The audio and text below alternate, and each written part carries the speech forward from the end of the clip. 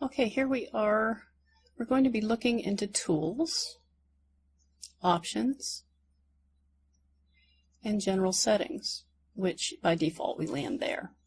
The most important thing here is to make sure we start Skype when we start Windows. Just in case you get a reboot, you want to be able to still be able to contact your host. There's other things you can do here, one of which is to change your picture so that you know what by the picture what host you have. You can also rename the host, the nickname, when you look at the profile, but let's go ahead and save that.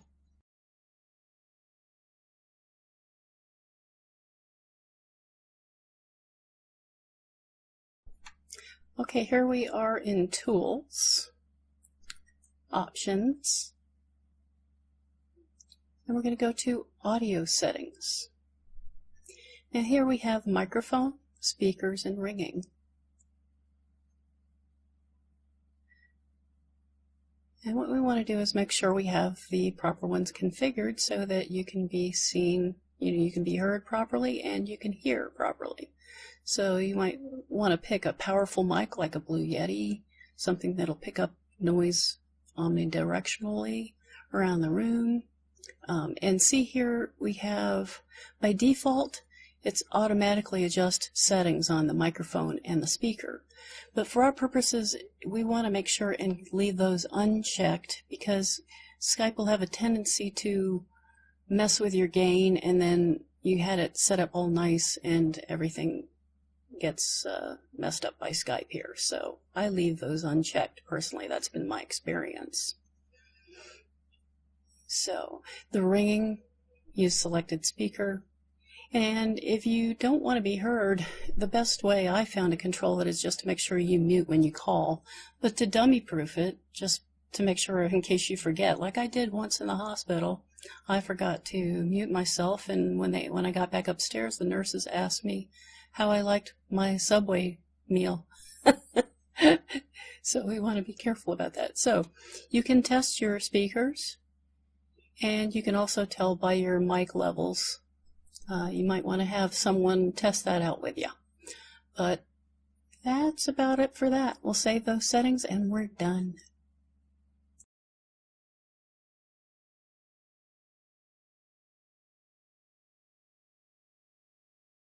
Alright, here we are again in Tools, Options. We're going to go to Sounds. All right, we have a bunch of standard sounds, and you can also create custom sounds, which is kind of fun. But what we want to do is mute all sounds. So now that button switches to tell us to enable all sounds if we want to. The key to that is a situation such as happened to me once, because I had a bunch of crazy sounds going on there, and I called my mother to check on her at 3 in the morning and scared her to death with all these strange sounds because the speakers were quite loud. So you can toggle those, and of course you can change them, and you can check your sounds out there.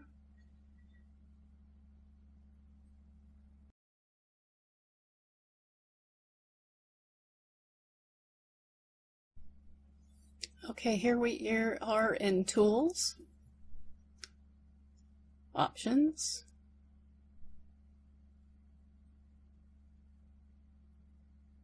and of course we're going to be going to Video Settings now. And you can see webcams selectable on the right. I used to see a variety of IP and RTSP cameras, and I'm not seeing that in my Windows 10 drop-down. But there are ways around that where you can use a virtual capture device, and you can use things like Manycam or XSplit or Split Camera or Webcam Max. There are a number of them that will give you a virtual camera. So if you have even an Android device, things like that. Anyway, you can check your settings here because you might have a dark room and you might want to adjust your white balance and your brightness and everything to account for a dark room. Say, for instance, for me at night when my mom is in the bedroom and I can still see in the room if I kick up the brightness on this thing.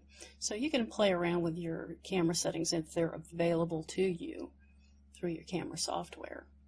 But we want to pick the correct camera that will give us the best view of our subject.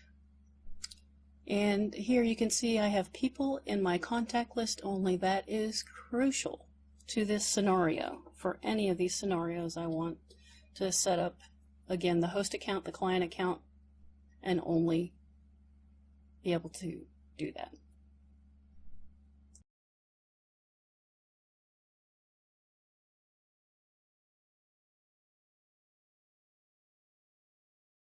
Alrighty, here we are in Tools again.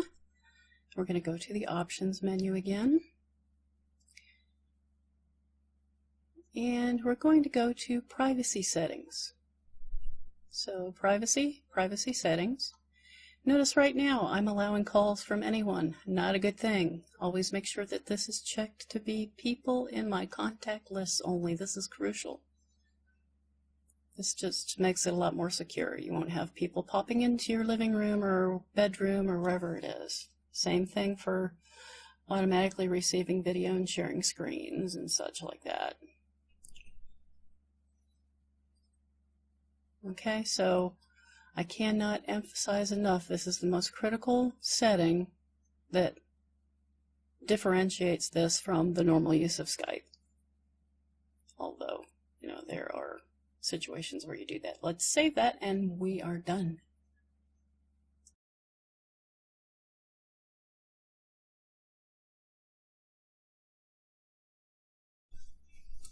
Okay, here we are in Tools, Options,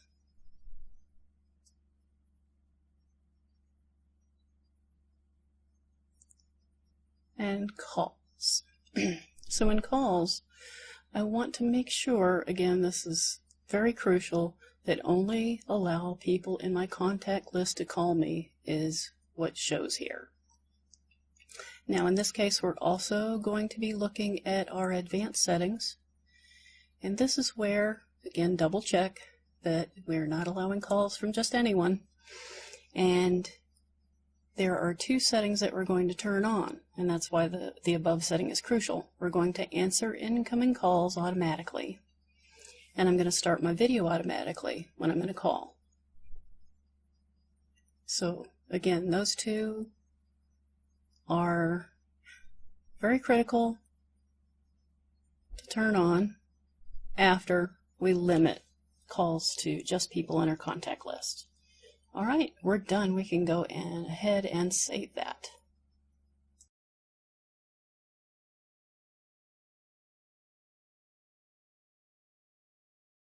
Here we are in Skype, and we're going to be looking at Tools, Options, and back to video settings. In this particular case, again, we see that people in my contact list only. I can't emphasize that enough. But we're going to look at the devices that we choose. First I'm looking at my video device, and then I'm going to look at audio. Video, obviously, we want to pick one that we can place in an optimal spot to see the subject that we're wanting to look at. So they used to have some IP-based ones that I talked about, RTSP and IP. Now you can do that with other virtual camera software. Minicam, Webcam Max, SplitCam, several others that are coming out. For the Mac, you've got Cam Twist and Minicam. I think there's a new one that came out. But you can test that camera out, and you can adjust your webcam settings once again. But you want to pick the appropriate video device. Right, and the same goes for the audio settings. You want to make sure and pick if you want to be able to be heard, you want, obviously we're going to be wanting to have a speaker that people can hear all over the room. And then for being able to hear what's going on in the room, we want to have a microphone that's appropriate. So something like a Blue Yeti, as I said before. Something, a good cardioid or a surround. It has some good patterns. So we're done, and we'll save it.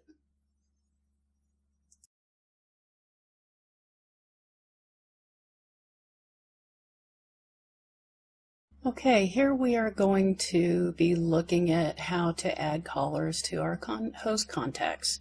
So let's look at our contacts. We're going to add the contact that we created called Client Caller. So let's go ahead and search for Client Caller. So we'll go ahead and type that in. Let's make sure we get a match for it.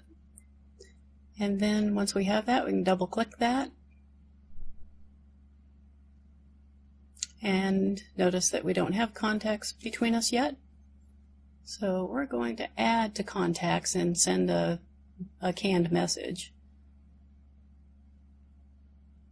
And so when that person, Client Caller, logs in, they'll have a prompt to accept that request and share contact details.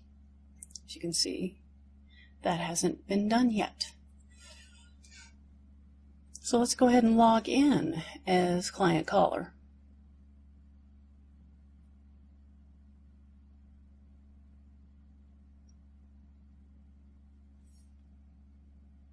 All right, now that we're in there, you can see that we have a recent there, so a recent message. And you can double click that and it acknowledges that message and it shows it in the list there. And let's accept that request to add as a contact. Okay. As you can see, the host is not online because I just switched. But it will show in my message list that I've made that I've accepted those contact details and shared my own. So now that's complete and we're done.